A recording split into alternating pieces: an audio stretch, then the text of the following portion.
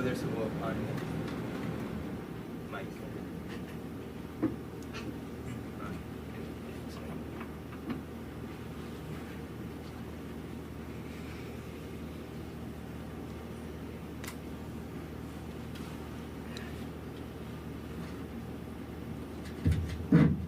Yeah, so inshallah we'll get started. A lot of the brothers had to go to work today, so they said they would either listen in or look at the video later, inshallah. So, نحمده ونصلي على رسول النبي الكريم. أعوذ بالله من الشيطان الرجيم. بسم الله الرحمن الرحيم. الحمد لله رب العالمين. الصلاة والسلام عليك يا سيد المرسلين يا خاتم النبيين يا شفيع المذنبين يا أنيس الغريبين يا رحمة للعالمين صلى الله عليه وعلى آله وسلم. Last week we were talking about Imam Zainul Abedeen, and so inshallah we'll continue with him today, and if we are able to kind of get, wrap things up from that perspective, then we'll next start with Imam Zaid, who is one of the sons of Imam Zainul Abedeen. So, as we mentioned last week, he was born roughly around 38 Hijri. So still, it was the Khilafah of his grandfather, Sayyidina Ali Karamallahu Wajh, is when he's born. His mother is from Persia, Sherbano. His father, of course, is Imam Hussein bin Ali bin Abi Talib, who is the grandson of Rasulullah sallallahu alaihi wasallam. And he is the sole male adult survivor of Karbala. And as we mentioned, around the time of Karbala, he is roughly in his late teens, early 20s, somewhere in there. The 38 Hijri isn't exact, but even today you have people that, you look at the birth certificate, it says one thing, and if you ask the family members, they say something else. So, dates and ages can get confusing at times. So these are rough estimates, but it gives you an idea as to which time frame to be thinking about. So he is born in the presence of his grandfather, and then raised by his father, Imam Hussein al-Islam. He is present during the Khilafah of his uncle, Imam Hassan al-Islam, for those 6 months. And then, the next 10 years when they are in Medina Munawwara, and so forth. And as we mentioned, you really don't really catch a good glimpse of him until after Karbala. And so we mentioned last week the khutbah that he gave when he arrived in Damascus, when the Imam, or the person that was giving a khutbah, was talking bad about Ahlul Bayt, and he moved him or told him to get down, and then he arose, what he referred to as this wooden structure, the pulpit, but the minbar is the minbar of Rasulullah sallallahu alaihi wasallam.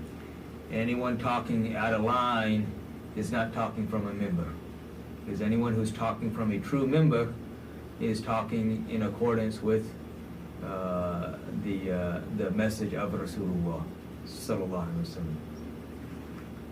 And in that, just briefly mention, he said that we Ahlul Bayt are distinguished with 6 qualities or characteristics. And so, if we look at these 6, they are: knowledge is the first. So if we look at all knowledge, it really emanates from Ahlul Bayt. Rasulullah sallallahu alaihi wasallam is the city of knowledge. The door to that city, in order for anyone to acquire knowledge, is Sayyidina Ali Karamallahu Wajh. And then you have that lineage.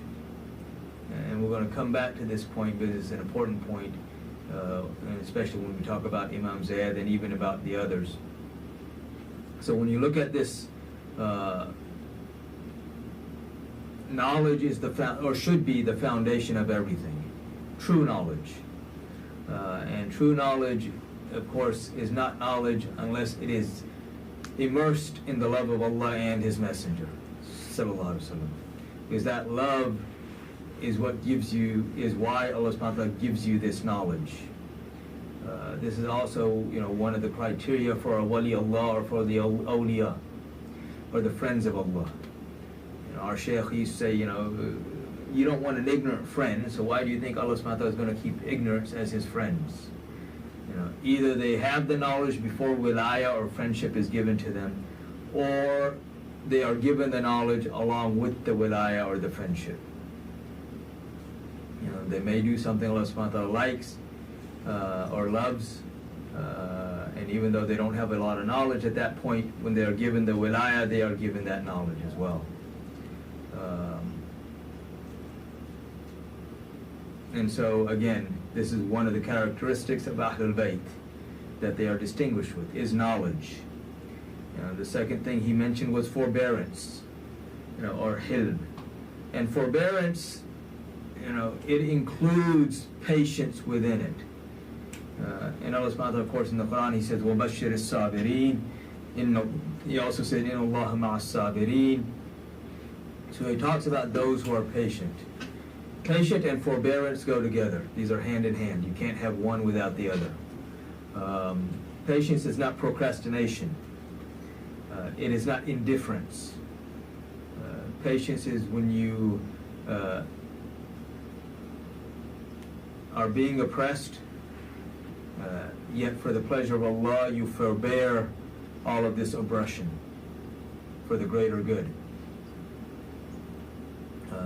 And so this is, when you look throughout, when we talk about the history of Ahlul Bayt, we've already talked about enough of it that it should be very apparent.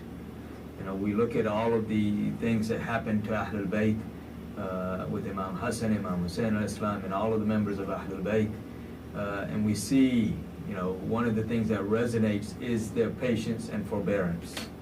And we see this even like in Karbala. And again, Allah subhanahu wa ta'ala says, give glad tidings to those who are patient. And He says, indeed, Allah is with those who are patient. So these are the ones Allah subhanahu wa ta'ala is with. So this is again one of those characteristics. The other thing that he mentions is generosity. Not just times when you have a lot, but even when they have a little. These are literally people who will give you the shirt off their back, even if it's the only shirt they have. They will feed you when they have nothing. And we see so many examples of this. Not just, in history, but in the hadith, and not just in hadith, but in the Quran itself. The verses, as we mentioned before, from Surah Insan, وَيُطْعِمُونَ الطَّعَامَ عَلَى حُبِّهِ مِسْكِينًا وَيَتِيمًا وَأَسِيرًا. إِنَّمَا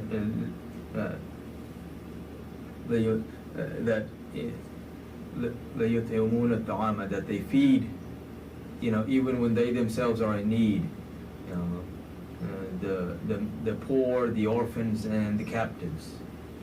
Again, they are distinguished. And then when they feed you, they don't expect anything in return, or they give you something, they don't expect anything in return for it. So, this is again their characteristic. And then eloquence. Again, we mentioned, the example of Sayyidina Ali karamallahu wajh, that he stands up and gives this whole khutbah without a single alif in it. And yet alif is the most common letter in the Arabic language as far as usage. Not a single, just thinking about that is mind-boggling.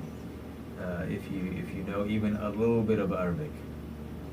And so these are very eloquent people. And their eloquence is wrapped in sincerity. You have these guys, and especially these days on YouTube, you listen to them and they sound really good, but there's no sincerity in anything they're saying.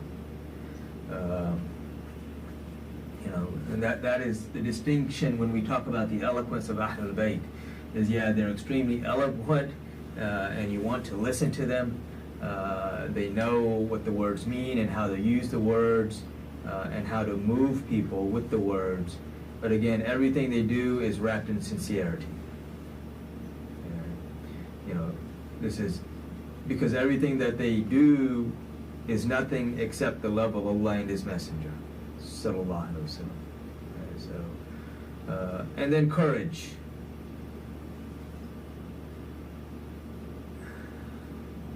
You know, I mean, you look throughout history and you see various examples of courage. But, you know, when you start truly analyzing and pondering on it, there are no examples of courage like the courage of Ahlul Bayt. There is no example of courage like the courage of Imam Hussein alayhi salam. You know, it's one thing to go into battle knowing that you'll be fine. You put a bulletproof vest on people today, and they think they're invincible, and they forget that their head and everything else is still exposed, right? But you know, that's just that simple protection, and suddenly they think that, you know, they're invincible. But you know, when you look at, you know, anybody can be courageous when he thinks nothing will happen to him. This is totally different level of courage when he knows what will happen to him. So again, when we see this example of Imam Hussein alayhi salam going into Karbala, after being told by Rasulullah sallallahu alaihi wasallam what will happen, then you know, yet doing this for the love of Allah and His Messenger, and so that this message will continue on in its truest forms. So we need to kind of, you know, I mean, that's a very different level of courage, and not just what will happen to him, but what will happen to the household, what will happen to the women of the household. You know, again, these are things Rasulullah sallallahu alaihi wasallam had already told. And of course, Imam Hussein alayhi salam, being that beacon of knowledge, of course he knows these things. Of course, people today, they can't wrap their head around that. Well, why did he go if he knew? Well, you know, because he knew that this is what would please Allah. This is what would keep this religion safe, is to set an example the likes of which has not been set. And to set an example so that this would give strength to anyone fighting for what is right. Not just the Muslims, but even to the non-Muslims. And we've talked about this many times before, you know, with Nelson Mandela. You know, he said, clearly he said, that you know, he was going to give up everything, sign over everything to the government until he remembered the example of Imam Hussein alayhi salam. And that gave him the courage to keep going. You know, so this, and then the last characteristic that he mentions is the love in the hearts of the people. You know, so that, or rather not the people, but love in the hearts of the believers. He specifically says the believers. Because again, the believers are the ones who truly love Ahlul Bayt. And those who don't love them are not believers. And they, in turn, love the believers. So these are the 6 characteristics, and then he says that we are distinguished by 7 individuals. He said, Mustafa, of course being Rasulullah, the chosen one, sallallahu alaihi wasallam, is from amongst us. Murtaza, Ali Karamallah Wajh, the truthful one, is from amongst us. At-Tayyar, Jafar, the brother of Sayyidina Ali Karamallah Wajh, the flying one, is from amongst us. Because in the Battle of Mu'tah his arms were cut. He was martyred in that condition, and the angels came and replaced his arms with wings, and Allah subhanahu wa ta'ala has given him the authority to fly with the angels. So So he's the flying one, Ja'far at-Tayyar. Asadullah wa Rasuluh is from amongst us, the lion of Allah and His Messenger, sallallahu alaihi wasallam, Imam Amir Hamza, radiallahu anhu, again from amongst Ahlul Bayt. Sayyidun Nisa al-Alameen, the leader of the women of the universe, is from amongst us. Now here, these are the first 5, but here I just want to mention one thing. Now, in the Quran, Allah subhanahu wa ta'ala refers to Bibi Maryam, the mother of Isa al-Islam, as Sayyidul Nisa al-Alameen, leader of the women of the worlds. And yet here we're referring to Bibi Fatima as Sayyidul Nisa al-Alameen. So this was clarified by Rasulullah sallallahu alaihi wasallam, because Bibi Fatima salamullah alayha herself asked the question. And because again in the Quran Allah subhanahu wa ta'ala refers to Bibi Maryam, so Rasulullah sallallahu alaihi wasallam himself explains this. He says that there are 4 Sayyidul Nisa al-Alameen, 4 women that are the leaders of the women of the universe. These 4 are Khadijatul Kubra, the wife of Rasulullah sallallahu alaihi wasallam; Fatima salamullah alayha, the daughter of Rasulullah sallallahu alaihi wasallam, who was the daughter of Bibi Khadija; Bibi Maryam, the mother of Isa alayhi salam, so salamullah alayha; and Asiya, the former wife of Fir'aun, who was tortured for her belief in Allah and acceptance of Musa alayhi salam. So these are the greatest women of the universe. But amongst the 4, Bibi Fatima salamullah alayha will be the leader of them all. In Jannah, she is the leader of the women of Jannah, of all of the women of Jannah. And so in Jannah there will be the wives of the prophets, there will be the daughters of the prophets, there will be the mothers of the prophets. And there will be regular people. She will be the leader of all of them. And then he said the other 2 were the Sibtain, which are the 2 distinguished grandsons of Rasulullah sallallahu alaihi wasallam, Imam Hassan and Imam Hussein alayhi salam. So he makes this very clear in this khutbah, and then he goes on. We ended last week talking about the poem by Farazdak, and I'm going to come back to that poem. I just want to mention a few other things about him, and then as we go through the poem, we'll go over these other aspects as well. Is that again, as I mentioned, he's born during the end of the Khilafah of his grandfather. He lives through the Khilafah of his uncle, Imam Hassan al-Islam. Then he lives through the reign of Muawiyah radiallahu anhu, who passed Rajab of 60-year Hijri. And then, of course, he lives through Karbala, which occurred Muharram of 61 Hijri. And then, after Muharram, eventually he's sent back to, after Ashura, or the 10th of Muharram and the massacre that occurred in Karbala. Then he's paraded to Kufa.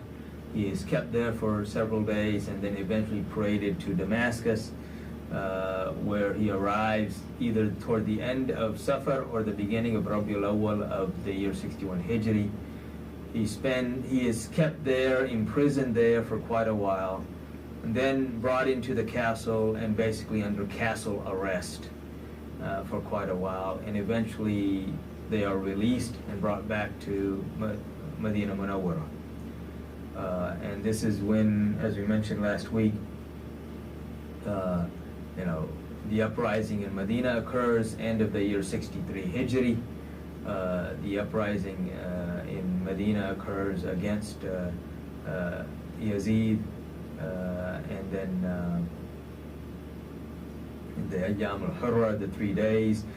During this uprising, initially, the governor of Medina, appointed by Yazid, was expelled and kicked out. The people that were known to be supporters of Yazid were treated harshly And then, but these people, including the family of Marwan bin Hakam, where do they seek refuge? The house of Imam Zainul Abedeen. And Imam Zainul Abedeen, again, these are representatives of the household of Rasulullah. So they are direct representatives of Rasulullah sallallahu alaihi wasallam. And so when we look at the life of Rasulullah, we see reflections of this in the life of his family. So if you remember, when Rasulullah sallallahu alaihi wasallam is leaving Makkah for Medina.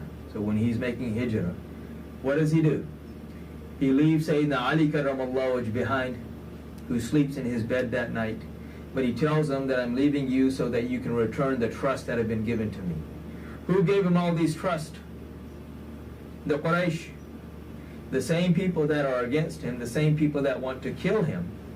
They also know that if they have something that needs to be kept safe, the only place that it will truly be safe is the house of Rasulullah. So they would come and ask him to hold something as a trust. And they had no doubts that it would be given to them back in the form, as good as it was when it was given to him, if not better. And so we see this reflection with Imam Zainul Abedeen. And Imam Zainul Abedeen even said, one of his statements is that even if someone gave me a trust or the sword that was used to kill my father as a trust, then I would return it to him safely. So these same people, again, who have tortured him, who have been against him their whole lives, his whole life, are the ones when they're looking for safety, where do they go? His house. And so,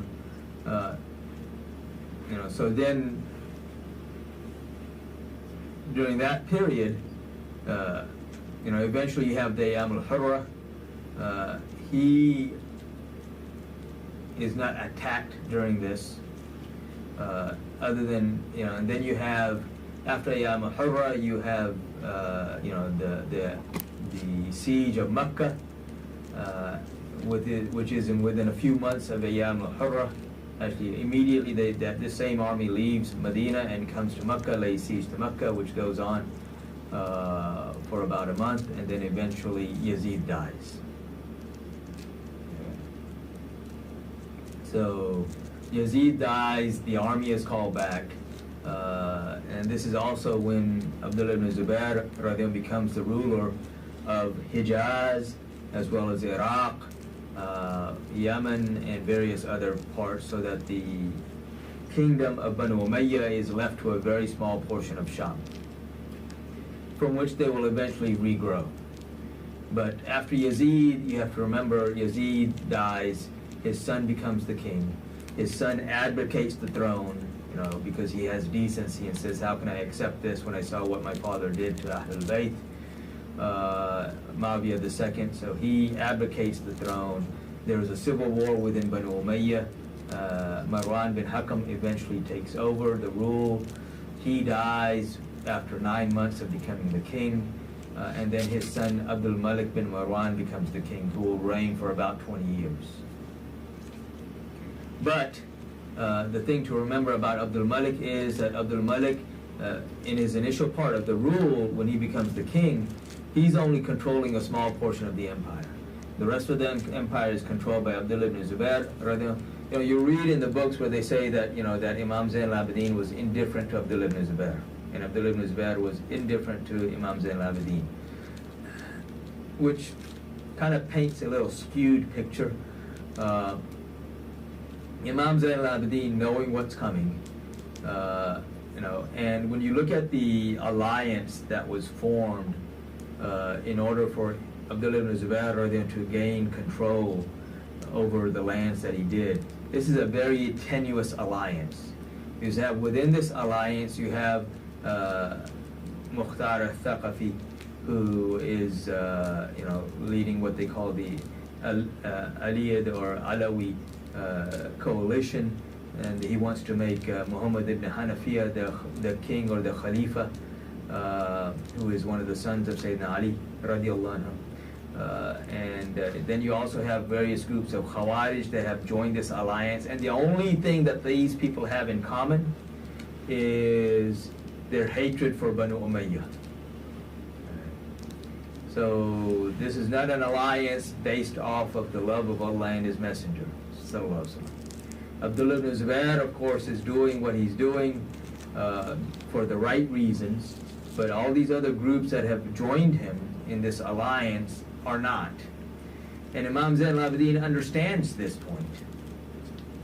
And so, and what will come out of this is eventually these other groups that supported him will eventually abandon him. And then eventually Abdul Malik bin Marwan, you know, after 9 years of Abdullah ibn Zubair being in control, will find Hajjaj al-Thaqafi, who he will send, and they will basically destroy the army of Abdullah ibn Zubair and martyr him. So all of this goes on. When Abdul Malik sends Hajjaj to attack Mecca, they stop on the way to Medina Munawwara, and Hajjaj captures and arrests Imam Zainul Abedeen.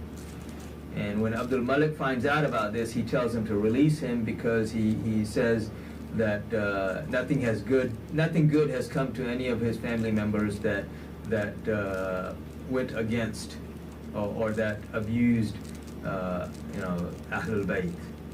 Well, he says that at that moment, but then later on he will have him arrested on a couple of occasions and brought all the way to Damascus. And basically what they want to do is just show that, oh, we're in control. So they'll chain him and drag him all the way to Damascus, and then, have this farce trial. He'll be released and sent back. Oh, yeah, we didn't find anything. Well, it was just a facade that they put on. And rulers do this all the time. Even though Imam Zainul Abedeen, from a worldly standpoint, when people who don't understand what's going on, they say, oh, he wasn't political. Well, he wasn't political, in the sense of openly fighting against the leaders. But the knowledge that he's spreading, if it becomes seated in the hearts of the people, then Allah subhanahu wa ta'ala himself will change the condition of the people. Where he subhanahu wa ta'ala will bring in or appoint leaders that will be decent. And so these other leaders, they understand that point. That's why they are constantly fighting against people that have knowledge. And today, people don't even know what knowledge is anymore. They think, oh, you can rattle off some books, quote this or quote that, and then you have knowledge. And that's not the foundation of knowledge. The foundation of true knowledge, again, is the love of Allah and His Messenger, sallallahu alaihi wasallam, and through them, through the love of Rasulullah sallallahu alaihi wasallam, the love of Ahlul Bayt, and all of those whom they love. So these are all, again, I'm reiterating a lot of stuff from last week, but these are all points that need to be driven in very deep.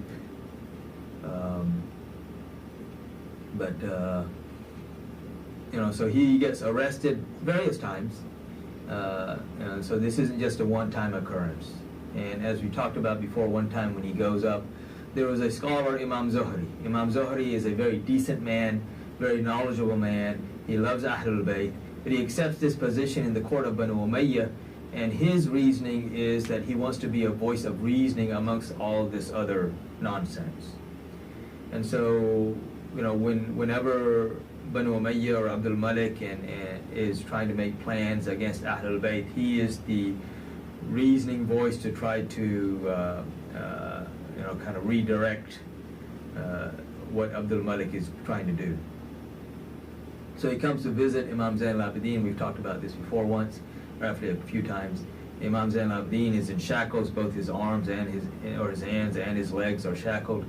And Imam Zuhri comes, and he of course greets him, and he voices his concerns, and he shows his anguish and his sorrow over the treatment of the Imam, and says that if I could do anything, then this would not happen. And Imam Zainul Abedeen shakes his hands, and the shackles fall off. And he shakes his feet, and the shackles fall off. He says, do you think that I'm in this condition because I have no authority? Because these are the people who Allah subhanahu wa ta'ala has given authority to, but they also know, again, what Allah subhanahu wa ta'ala wants at that moment. And there are these beacons and examples of patience and perseverance and forbearance. And so we see this, and as I mentioned, the generosity that he mentions. You know, as I mentioned last week, he freed 50,000 slaves during the course of his lifetime. And he not just freed 50,000, there were hundreds of families in Medina Munawwara, poor families in Medina Munawwara, who every night would get food and money. And they had no idea where this was coming from until after Imam Zainul Abedeen passed.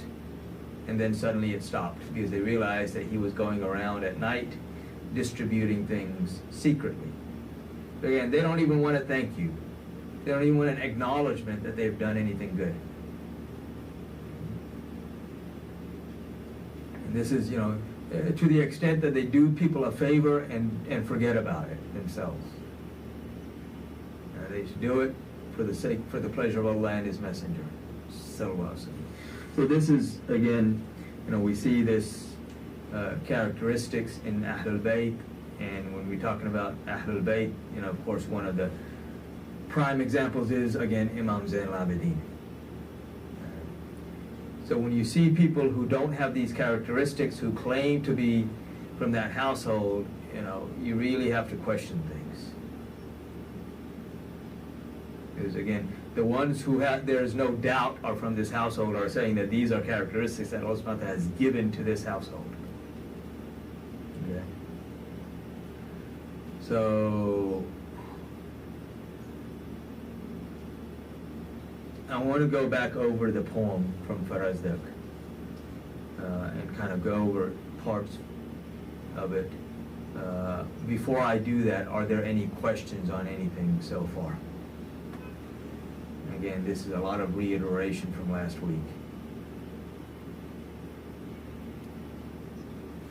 No, good, inshallah. So we'll go over the poem, and as I mentioned last week, you know, of course, you know, so Abdul Malik dies, and Walid becomes the king, the son of Abdul Malik, and Walid sends his brother Hisham as the Amir of the Hajj. And again, you know, these are people who have no religion, really. And yet he is officially the Amir of the Hajj. So, you know, this concept that people have today, oh, you know, if they're so bad, then why would Allah allow them to be in that position? They must be good. That is the opposite of the reality of the situations. Allah subhanahu wa ta'ala is not in need of any place or anyone or anything. These people are sent as a test. Do we follow these indecent leaders, or do we follow Allah and His Messenger? Sallallahu Alaihi Wasallam. I mean, this is just part of the test. And this is part of the test that the Ummah today, on a whole, or on a very large portion, is failing. But again, so Hisham, he comes, Imam Zainul, you know, he comes, he tries to make tawaf, can't make tawaf because he wants to kiss Hajar Aswad and he can't even get close because there's so many people.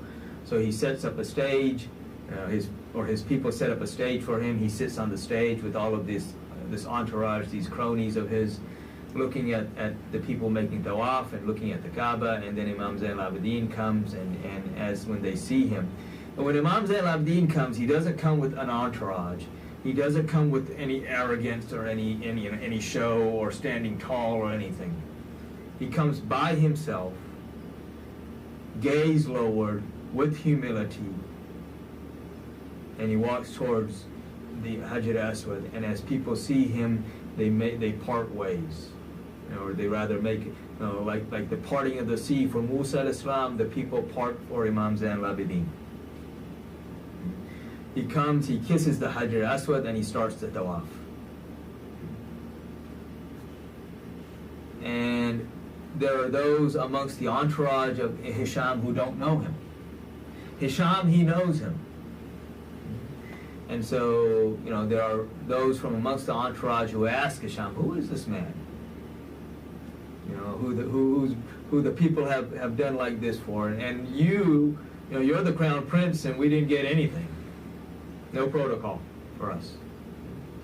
And Hisham says, I don't know him. Who is this guy? I don't know him. And this is when, as we mentioned last week, Farazdak stands up and he says, what do you mean you don't know him? You know him very well. And then he starts off that poem. And so I'm going to go over the translation. We'll stop and kind of go over aspects of the poem again. So he starts off with, this is the son of Hussein and the grandson of Fatima, the daughter of the Apostle Sallallahu Alaihi Wasallam, through whom the darkness dispersed. Through whom the darkness, Rasulullah Sallallahu Alaihi Wasallam is that light that disperses the darkness. Or rather, not just the darkness, because in the Quran, every time Nur is mentioned, it's always singular. Every time darkness is mentioned, it's always plural. So it's not darkness, darknesses. Everything that is not associated with the light is darkness. So there are multiple darknesses. There's only one Nur. And even in the verse, Allahu nuru samawati wal ard. Allah is the light of the heavens and the earth. Most of the scholars say that what is understood in this verse, or this part of the verse, because if you look at the rest of the verse, it's all an example and a similitude to Rasulullah Sallallahu Alaihi Wasallam. What's understood here is Allahu khaliqu nuru samawati wal ard. There are a few scholars who say no, this is literal, Allah is the light of the heavens and the earth. But the vast majority of the scholars say that what is understood here is Khaliq. Allah is the creator of the light of the heavens and the earth, and that light is Rasulullah Sallallahu Alaihi Wasallam. And various other places where Allah subhanahu wa ta'ala talks about Rasulullah Sallallahu Alaihi Wasallam in the Quran as Nur.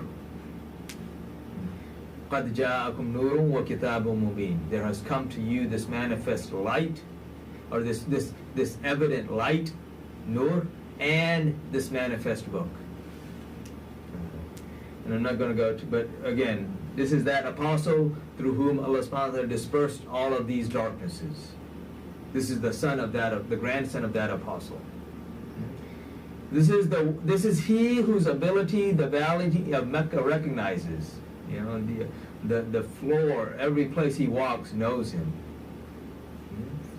He is known by the sacred house and the holy sanctuary and the lands outside of the sanctuary. Doesn't matter where he is. Even the earth knows him. Everything in existence knows him. Everything except for men and jinn. They're the ones who deny him. This is the son of the best of Allah's servants. He is the son of Rasulullah. This is the pure pious man, the pure eminent man. When the Quraysh saw him, their spokesman said, liberality terminates at the outstanding qualities of this man.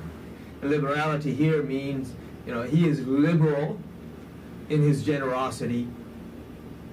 So he is liberal with his wealth. He is liberal with his knowledge. Anyone who wishes to learn from him, anyone who wishes to gain any benefit from him, he is free with all of these things. Giving constantly. He belongs to the top of glory which the Arabs of Islam and the non-Arabs fall short of reaching. When he comes to touch the wall of the Kaaba, it almost grasps the palm of his hand. Meaning he's not in need. Even when he touches the Kaaba, it's the Kaaba wanting to touch him. The Kaaba desiring him. He takes care to be modest, and he is protected from his fears. But even with all of this status, his humility, his modesty,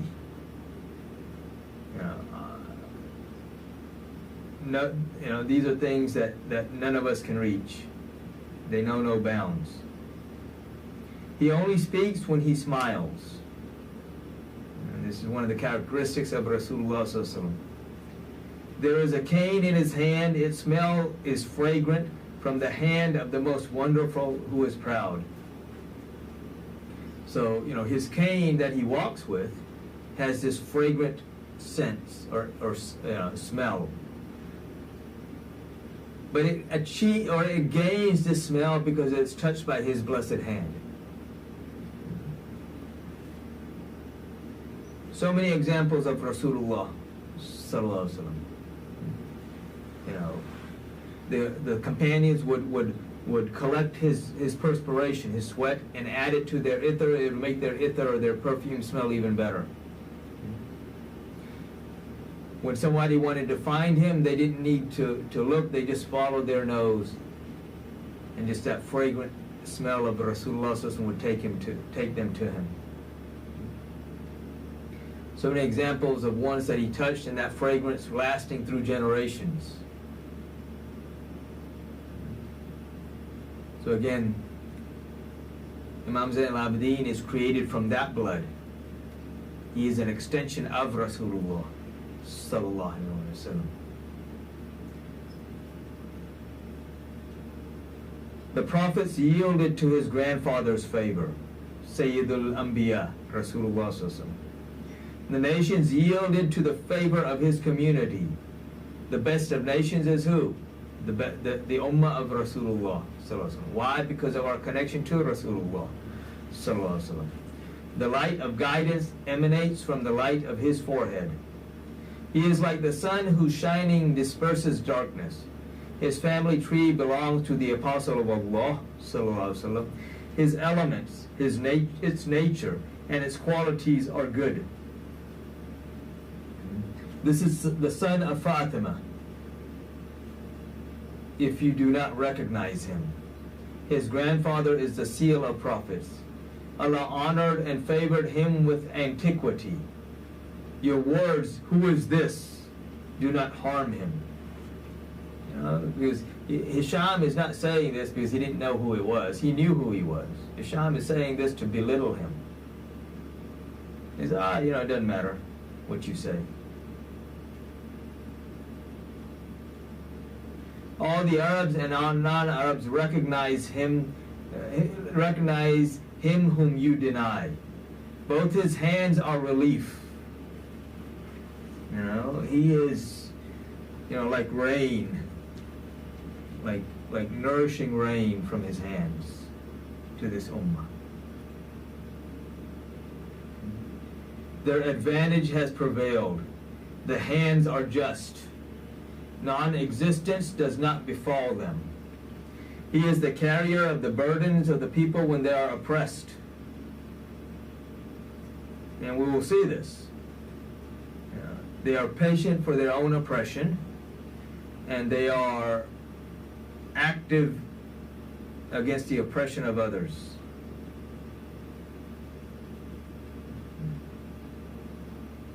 His qualities are good. The yes is sweet with him.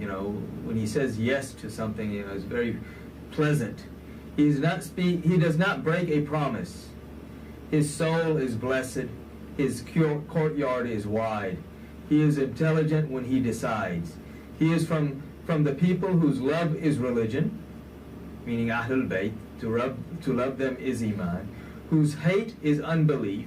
Whose approach is refuge and protection. If the God-fearing are numbered, they are their Imams. So these are the leaders of those who have taqwa. These are the Sayyids, the masters of those who have taqwa. It is said, who are the best of the earth? It is said they are. If it is said, who are the best of the earth? It is said they are. No generous man can reach their far purpose. No people though generous, can compete with them for generosity, or for anything else for that matter.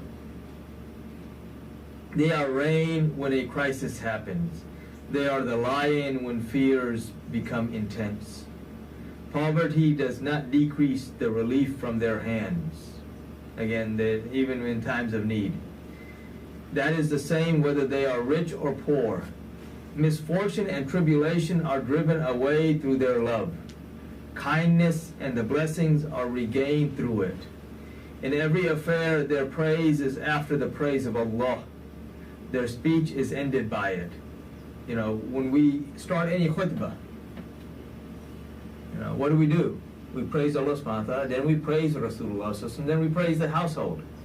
Allahumma salli ala Muhammad wa ala ali Muhammad sallallahu alayhi wa ala alihi wa sallam.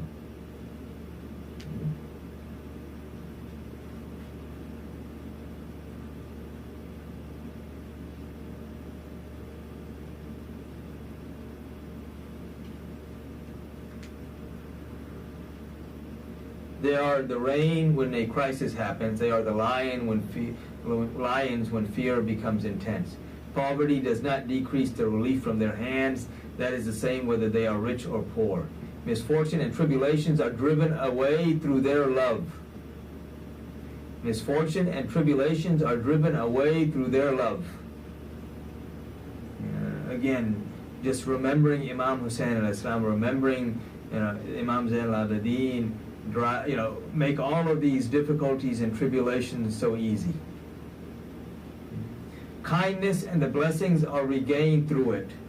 In every affair, their praise is after the praise of Allah. The speech is ended by it. Abasement refuses to stop at their space. Their natures are noble and their hands are full of liberality, meaning generosity. None of mankind has within their soul such primacy as he does, or such grace as he does. Whoever knows Allah knows his friend. And this is an important point to note. All these people who talk about Tawheed, they don't even know whether it's a verb or a noun, but they talk about Tawheed, Tawheed, Tawheed, and yet they deny the friends of Allah.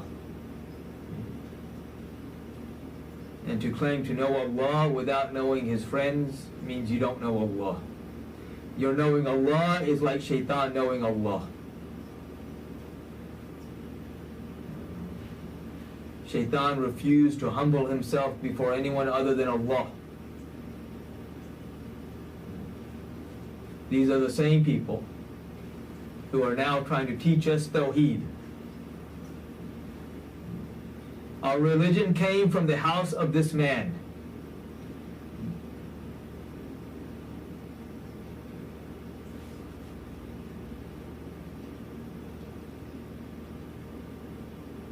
And so basically after this point, of course, Farazdak stops Hisham.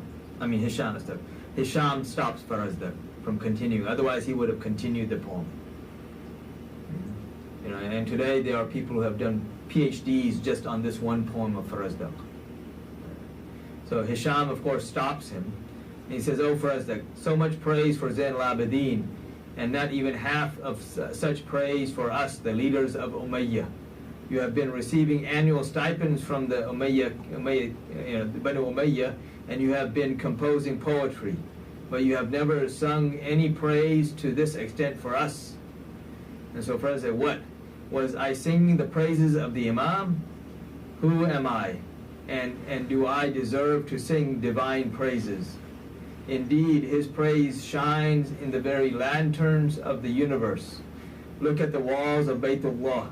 At the time of the birth of his great-grandfather, these walls burst asunder, and were but mere and we are but mere human beings.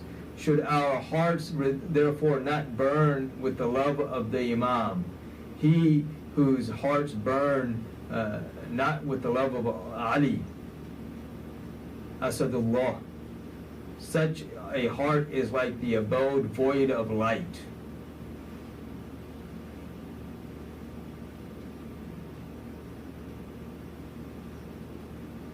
What Farazdak is referring to here is the birth of Sayyidina Ali Karamallahu wajh. And according to Imam Hakim, it is mutawatir that Ali radhiyallahu is the only one who was born in the Kaaba. So Hakim is his title because he had memorized 1.2 million hadiths. So this is talk in amongst the muhaddithin. Hafiz amongst them is considered one who's memorized 100,000. Hujjah is the one who's memorized 300,000. And then you have Hakim. So Hakim, Imam Hakim, his name is Abdullah Nishapuri. So he says that this mutawatir meaning is it is common knowledge amongst the Muslims that Ali radiallahu anhu is the only one who was born inside of the Kaaba. There are people today who try to bring a narration that someone else was born. The narration has no basis. If you look at the narration, this is a cousin of the Prophet ﷺ who was born, like 60 years before. And so because they want to deter from the uniqueness of Sayyidina Ali, karamallahu wajh. But he alludes to this, and it's interesting here, and I want to go, I guess, since we have time, we'll talk about this. If you look, what happens is that the mother of Ali, Fatima bint Asad, radiallahu anha, when Ali radiallahu anha is about to be born, there's this yearning in her heart to go and make tawaf. So she goes to make tawaf. And in the process of making tawaf, while she's making tawaf, suddenly, Ali radiallahu anhu is about to be born. She knows she can't stop it. There's no place to go. And she's not the indecent type of person like many others at that time. And so she makes dua that, oh, the one who instilled in my heart this desire for tawaf, now give me a place. And so the Kaaba, the wall of the Kaaba broke asunder at Rukn Yamani. If you go, and I'm going to go over this, if you go to the Kaaba today, you still see that crack. So the wall of the Kaaba opens, she goes inside, and Ali radiallahu anhu is born inside of the Kaaba. The Kaaba has been rebuilt since then. If you remember, Yazid, he rains all this fire onto the Kaaba. 3 of the walls of the Kaaba fell. The roof of the Kaaba was burnt. And so it was rebuilt. And at that time, Abdullah ibn Zubayr is the one who rebuilt it. And he rebuilt it in accordance to the way Ibrahim al-Islam had built it originally. And then after that, when Abdul Malik becomes the king, he comes and he breaks it down and he rebuilds it according to the way it was built by Quraysh, which is the way it's still today. And there were other times later, even after that, when you have, armies coming in, Kaaba being desecrated, it having to be rebuilt. But the interesting thing is that crack has never gone away. Every time they rebuild it, that crack reopens. So when you go and make tawaf and they have an opening there, or where they've raised the cloth of the Kaaba, you can see that crack. And you can see where they put mortar on top of mortar on it. And it still doesn't close. Or it doesn't, completely go away. You can still see it. Even today. So he's alluding to that here. To, look at this wall of Baytullah. Look at the wall of Kaaba. It's telling you, it is a sign of the birth of Ali, inside of the Kaaba. And then he reminds Hisham, because Hisham is the son of Abdul Malik, who is the son of Marwan. So Marwan is the grandfather of Hisham. So he says to Hisham, he says, at the time of the riots in Medina, when your grandfather Marwan's life was in danger, in whose house had you sought shelter? The house of Imam Zainul Abedeen, the same one who he claims now he doesn't even know. Who is this? Whose house did you find shelter in?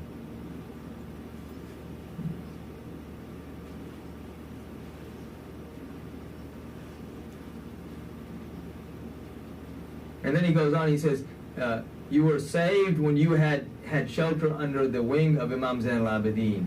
What have you forgotten? What have you forgotten that so soon? And your praises. What a comparison. O Hisham, was your father like his father? Was your grandfather like his grandfather? Does your grandmother command the same respect which his grandmother does? Your grandfather like his grandfather? Tell me. Show me that he was, and I shall sing his praises. But glory be to Allah, the creator of the universe, that none has been like the Imam, his ancestors, nor anyone shall ever be. And of course, as we mentioned last week, because I forgot to mention, and then I mentioned at the end, so after this exchange, Hisham has Farazdak arrested, and he's placed in this jail between Mecca and Medina. Imam Zainul Abedeen sends him a gift. He refuses to accept it, saying that I've wasted my life singing the praises of these tyrant kings. I did not do this for any or the praise of these tyrant kings for money. I did not do this for any worldly gain. I did this for the pleasure of Allah. And Imam Zainul Abedeen says, I accept that you are doing this purely for the pleasure of Allah, but you accept this, because we are from a household that once we give, we do not, take back. And this is, again, the generosity of that household. And he gave to him multiple times, because he was in jail for quite a while. There was no one to earn any money for his family, so Imam Zainul Abedeen would make sure that they were well treated. And this again is that generosity. Eventually, in the year 95 Hijri, Walid, who is the king at that time, Walid will follow his father. Walid bin Abdul Malik will follow his father. He will be the king for about 10 years. Toward the end of that, he will have Imam Zainul Abedeen poisoned. And then a year later, Walid himself will die. So that will be the end of his kingdom.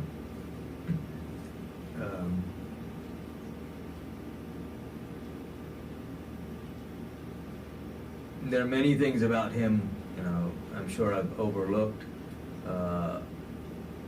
Many aspects of Imam Zainul Abedeen we'll kind of go over a little bit. Because he had several sons. He had like 11 sons, 2 of which are very distinguished. And so we're going to talk about those 2. We want to talk about the younger one first, and then talk about Imam Muhammad Baqir. So the younger one is Imam Zaid. So we'll talk about him first, but any questions so far?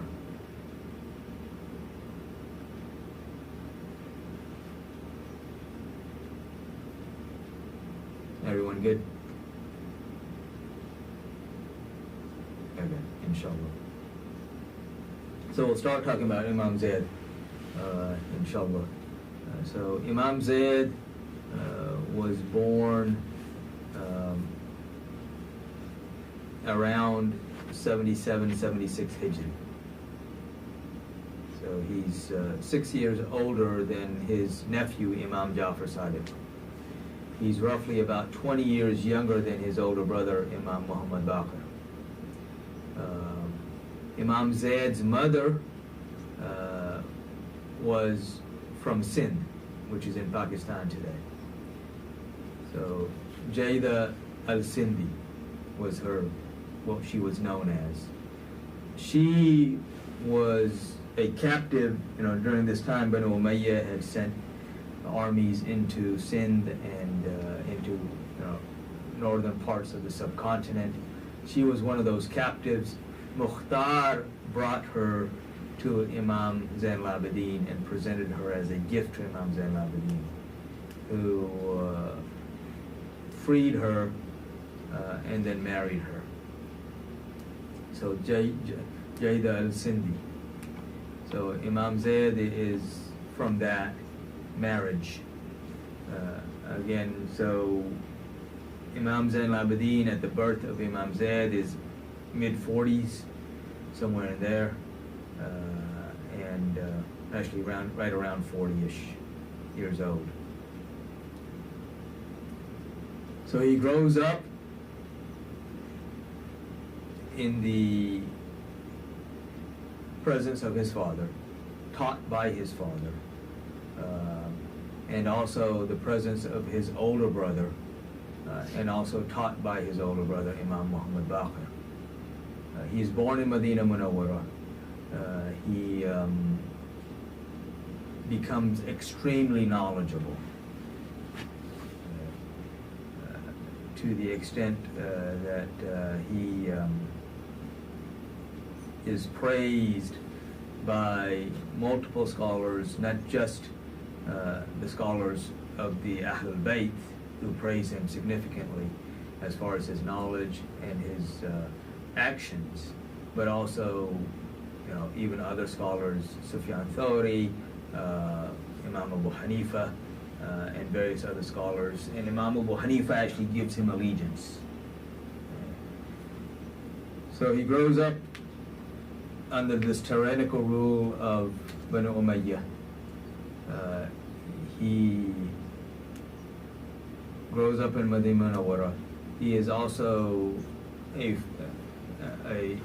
friend and advisor of Umar bin Abdul Aziz, rahmatullahi alayh.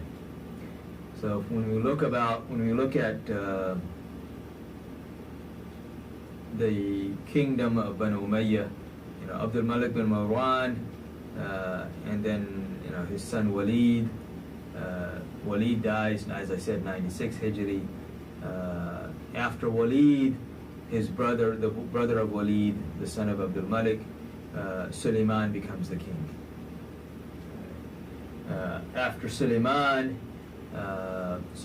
appoints Umar bin Abdul Aziz as his replacement. So Umar bin Abdul Aziz, rahmatullahi, becomes the king. He's king for about 2.5 years or so before his cousins poison him because they want the rule again. So during the reign of Umar bin Abdul Aziz, rahmatullahi, you see this era of peace. So Umar bin Abdul Aziz, rahmatullahi, was the governor of Medina for quite a while. So the political background here is important to understand a little bit. And I think today we go with the political background, and then next week we'll start officially on kind of more in depth into Imam Zaid, and then also Imam Muhammad Baqir. So the political background here is that, as we mentioned, you have these tyrants of Banu Umayyah. Suleiman, however, has a spark of decency in him. So Suleiman is Suleiman bin Abdul Malik. So he is king after his brother Walid. So when he starts to die, he asks his advisors. He says, "Is there any way that I can attain salvation or forgiveness?" They say, "Yeah." They said, "Yeah, there is one way, and the only way for you to do that, because you've been such a tyrant, is that you leave the affairs of the Muslims in someone who is good. Since you're dying, you leave the affairs of the Muslims with someone who is good." And so he appoints his cousin, Umar bin Abdul Aziz, who's also his brother-in-law, because he's married to his sister Fatima bint Abdul Malik. So he says, he appoints him, because Umar bin Abdul Aziz is a very righteous, pious, knowledgeable Muslim, who from his mother's side is from the lineage of Umar, and who actually grew up in the house of Abdullah ibn Umar, who understands the honor, the status, and the position of Ahlul Bayt, who understands the honor of Sayyidina Ali karamallahu wajh, because until this point, you still have to remember, until Umar bin Abdul Aziz becomes the king, it was an official part of the Jummah khutbah that you had to curse Ali, And when we're talking about cursing Ali, there are people who try to minimize that and say, oh no, this was just like a political, like I'm trying to downplay my political opponent, which was not the case, because they would, they would tell some of their imams, oh, you need to curse Ali, and so they would say that we won't. Like Sahal bin Sa'd, they wanted him to curse Ali, and he said, I will not. Then they would say, well, at least say that the curse of Allah be la'natullah upon Abu Turab, because Abu Turab was the kunya or the nickname of Ali given to him by Rasulullah sallallahu alaihi wasallam, meaning the father of dust. So they would say, at least say that much. Well, if you're at least saying the curse of Allah being upon someone, what else are you saying then? You must be saying a whole lot more, because that's the least you want said. Alright. So Umar bin Abdul Aziz, when he becomes the king, he basically removes this part of the khutbah. Second khutbah, this was a portion of that khutbah, and he replaces that place where they would curse Ali with that verse, Inna Allah ya'muru bil adl wal ihsan wa ita'i dhil qurba. So he replaces that cursing with this verse of the Quran. So he stops that. He also takes fidq, because what Banu Umayyah has been doing is all of these lands that Rasulullah had left as a trust for the Ummah, they start making them personal and private properties. And seeing this, Umar bin Abdul Aziz takes fidq and he gives it back to Ahlul Bayt, because he knows what's going on and what they're going to be doing even after him.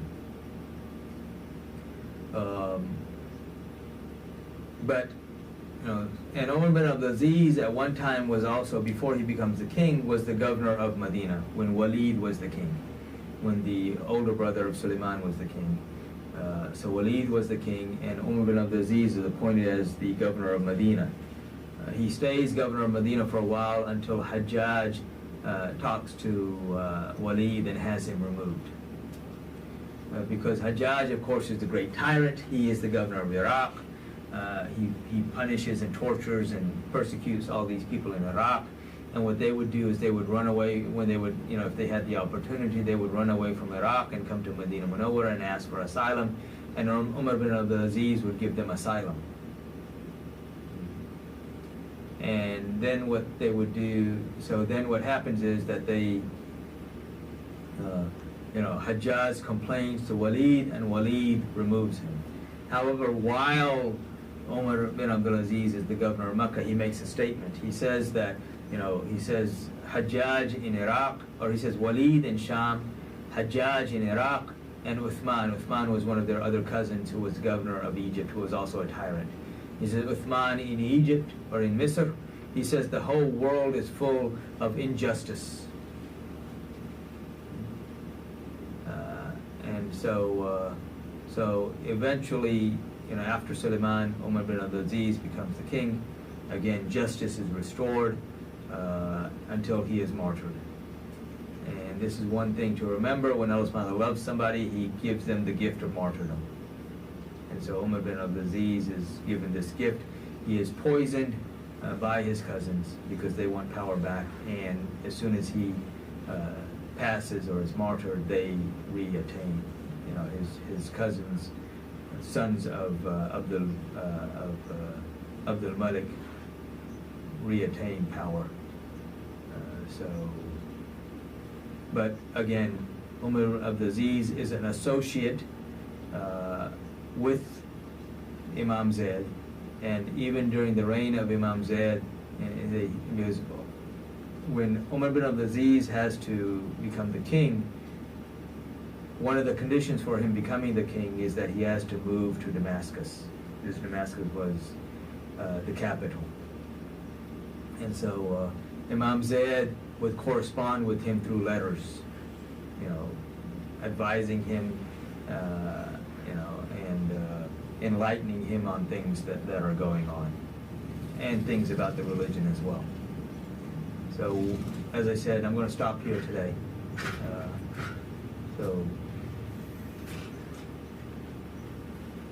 So we'll stop here. We'll continue from here next week, inshallah. Any questions on anything so far?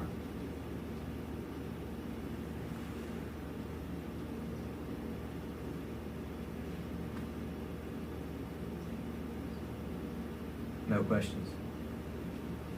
So we'll end here, inshallah. And may Allah subhanahu wa ta'ala guide us and fill our hearts with His love and the love of His beloved Prophet Muhammad sallallahu alaihi wasallam, his family, his companions, and all of whom they love. And may He allow us to know Ahlul Bayt and to love Ahlul Bayt and to follow into the footsteps of Ahlul Bayt. Because that's going to be an important, when we talk about Imam Zaid and the revolution or the revolt, you know, what distinguished the stance of Imam Hussein al-Islam, the stance of Imam Zaid, the stance of Imam Muhammad Nafs Zakiya, over the stance of these modern day people who, you know, kind of uprise against governments, you know, and even other people throughout history who have stood up against various tyrannical governments. What distinguished them and why things were different, you know, and it's important, and things that are going on today. Because you have this younger generation who has all this energy, who want to go and do something, you know, but you see them being misled, not because they're doing something, but they're being misled because they don't have their knowledge that is grounded in the love of Allah and His Messenger, sallallahu alaihi wasallam. And so it becomes easy to mislead them, and mislead the ummah as a whole these days. So may Allah subhanahu wa ta'ala grant us that knowledge and allow us to see things clearly and allow us to see things through His nur, which in reality is Rasulullah sallallahu alaihi wasallam. Wa akhiru da'wana alhamdulillahi rabbil alamin. Assalamu alaikum wa rahmatullahi wa barakatuh. Wa alaikum assalam wa rahmatullahi wa barakatuh.